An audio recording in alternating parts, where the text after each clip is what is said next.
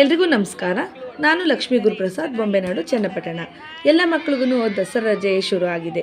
ಯಾವಾಗ್ಲೂ school homework ಅನ್ನೋ ಜಂಜಾಟದಿಂದ ಹೊರಗಡೆ ಬಂದು ರಜವನ್ನು ಖುಷಿಯಾಗಿ ಕಳಿಬೇಕು ಅಂತ ಹೇಳಿ ಮಕ್ಕಳು ಇಷ್ಟಪಡ್ತಾರೆ. ಇಲ್ಲಿ ನಮ್ಮ ಮಕ್ಕಳು ಸಹ ರಜದಲ್ಲಿ ಎಲ್ಲ ಮಕ್ಕಳು ಒಟ್ಟಾಗಿ ಸೇರಿ ಆಟ ಆಡ್ತಾ ಇದ್ದಾರೆ.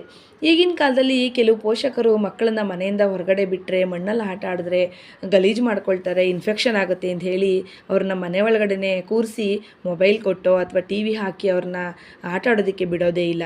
ಆದರೆ ಇಲ್ಲಿ ನೋಡಿ, ನಮ್ಮ ಮಕ್ಕಳು ಎಲ್ಲರೂ ಒಟ್ಟಾಗಿ ಸೇರಿ ಆಟ ಆಡ್ತಾ ಇದ್ದಾರೆ. ನಮ್ಮ ಮನೆ ಮುಂದೆ ಮನೆ ಕಟ್ಟೋದಕ್ಕೆ ಅಂತೇಳಿ ಒಂದು ಸೈಟನ್ನು ಕ್ಲೀನ್ ಮಾಡಿದರು. ಆ ಜಾಗವನ್ನು ಉಪಯೋಗಿಸ್ಕೊಂಡು ನಮ್ಮ ಮಕ್ಕಳು ರಜೆಯ ಮಜವನ್ನು ಸವಿತಾ ಇದ್ದಾರೆ.